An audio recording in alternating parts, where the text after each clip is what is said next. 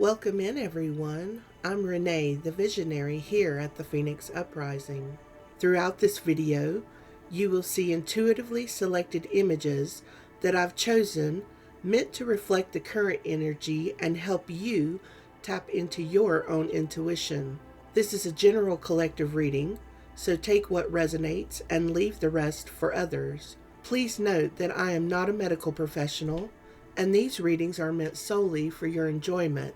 I'm going to start the reading by clearing the space of any residual energy. You will hear a series of 3 chimes starting now.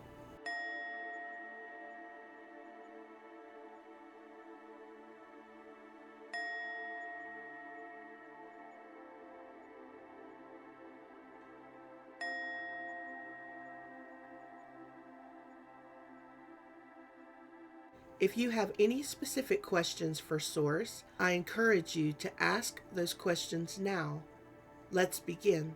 I'm seeing someone wearing a blindfold. It certainly puts me in the mind of the Justice card with the blindfold. Someone could be a Libra, perhaps someone that you're dealing with. You could be turning a blind eye to a behavior. You could be also blinded by love for someone. You're not seeing who they truly are because you care for them. I feel like for the majority of you listening, though, that could be something that you did in the past, but I don't feel like that is how you operate now. There was a time that you could have gone on blind faith where others were concerned, but I feel like now you require proof in action from others. If you notice in the picture, that blindfold is being held by someone who's not in the immediate vicinity, right? That person is in the shadows. Perhaps someone is trying to manipulate your situation from afar in some way. They want to remain hidden. They want to have a say in your life, but they don't want you to know that they're trying to manipulate your situation. Because this woman is not holding the blindfold herself, someone else is keeping her blindfolded. Someone is perhaps hiding something from you, right? They want you to remain blind to something that they're doing. I'm seeing a goat and a scorpion. What do we know about goats? Goats are social creatures. They're actually fairly clean animals as barnyard animals go. They enjoy being groomed and primped and cared for, right? More so than other animals like that. They need room to roam and explore. They enjoy climbing. They like to be the ones on the top of the hill, right? They're very playful. They can actually distinguish happy and unhappy human expressions.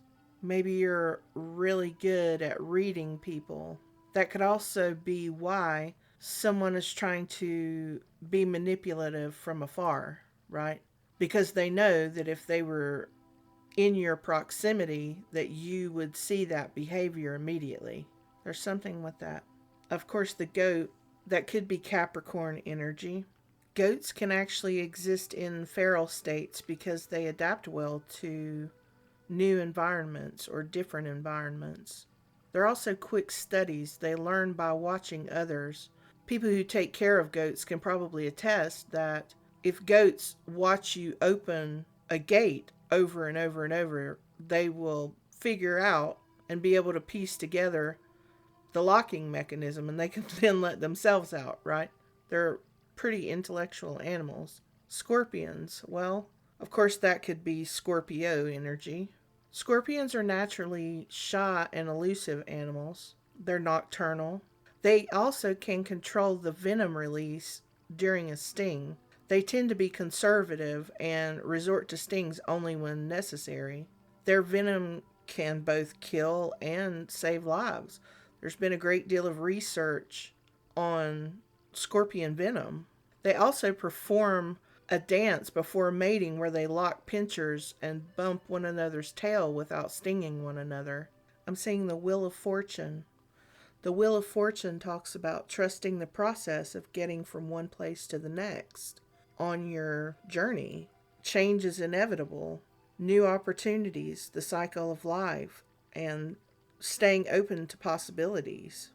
I'm also hearing the Two of Pentacles. That talks about balancing finances, career growth, balancing work and play, juggling two things at once, learning to prioritize what is important, planning, and resourcefulness. The only thing that you put blind faith in now is the universe. You know that the universe is always for you, for your good, right?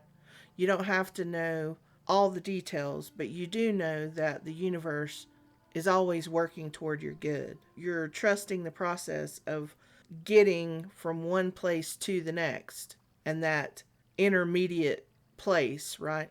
I'm hearing gratitude. The universe rewards gratitude with more things to be thankful for. I feel like you're seeing things in a higher perspective with this drone. When people are filming, right, they use drones because they want that higher vantage point. That also mirrors the goat energy, right? Wanting to be up on top of the hill, like king of the hill, right?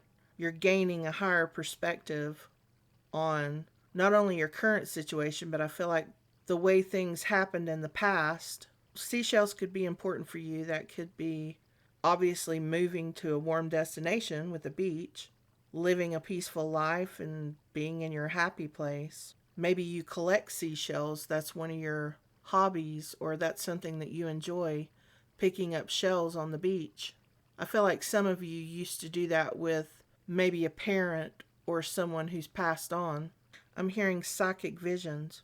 I feel like the universe has been giving you clues to get past any stagnant energy, or giving you clues and synchronicities that can help you on your journey to upgrade your life.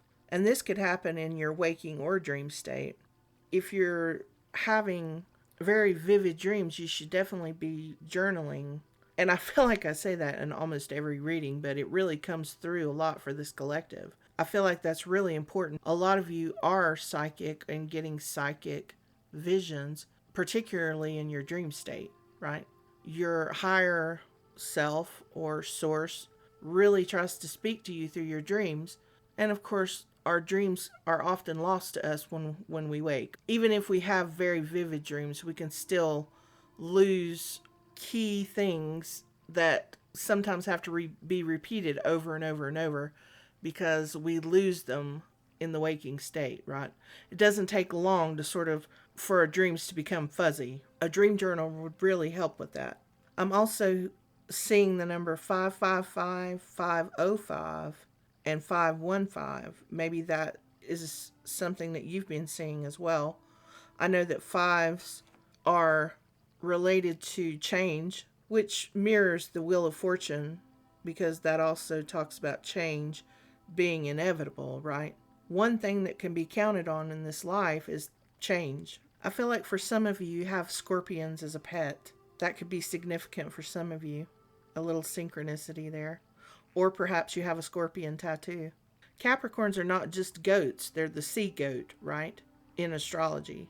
Capricorns are earth signs, but the sea goat, well, that talks about the emotional side of Capricorn. The sea and water are often associated with emotion, which we all have, two versions, I feel. The us that we present to the world, and then the us that we feel more comfortable with at home, right? Or in the company of others who we are close to. And I feel like the scorpions are the same way, or Scorpios. They're naturally shy and elusive, but if you mishandle a scorpion, you're definitely going to get stung or pinched, right? And even still, like I was saying, they are conservative with their venom. They don't necessarily give you a full sting, even when they can, because it exerts a lot of energy from them to create more venom, because it's actually quite complex in a lot of species of scorpions. I feel like you're embodying the energy of both of these animals, the goat or the sea goat and the scorpion. With the sea goat, there's more to you than just what meets the eye. You have a very deep emotional side that a lot of people may not be aware of. And with the scorpion, when we're talking about conserving our venom, venom is precious to a scorpion, right? It's the essence of what makes a scorpion a scorpion. And it's learned to conserve that precious essence. It's not given freely to everyone, is it? They're actually quite shy and sort of hard to get to know. You have to put forth some effort to get close to a Scorpio. And I wouldn't recommend mishandling a scorpion slash Scorpio. So, this person that's trying to manipulate things from afar, I don't think it's going to end well for them once that blindfold comes off. And for some of you, I feel like it's going to be soon if it hasn't happened already. And they may get more than they bargained for because, after all, a sting would be unpleasant whether it's a lot of venom or a little bit, right? You literally are equipped with your own protection. That's for somebody right there. I'm seeing small financial gain and investments. Investments could be talking about investments of your time and energy or money, of course. Small financial gains could be coming from small income streams, multiple income streams that are small, but even small income streams add up, don't they? Don't be swayed by naysayers if you have those around you, poking a little fun at your expense over the small investments that you've been making. For some of you, I'm hearing farm stands. I know that's quite popular right now, at least on TikTok. That seems to be what my FYP is. So perhaps some of you are thinking about starting a little farm stand at your house or wherever you live. One thing I'm hearing about that is starting small can help you keep from being overwhelmed, right? As far as that goes, I mean, you don't have to run out and spend $10,000 on it. I've seen people make them out of pallets, right? Or refurbish and reuse furniture that was set on the side of the road. Just slap a coat of paint on it, throw a cash box in there, right? Throw some wheels on it so you can roll it down to the end of the driveway every day. It doesn't have to be, Pinterest worthy for it to be useful.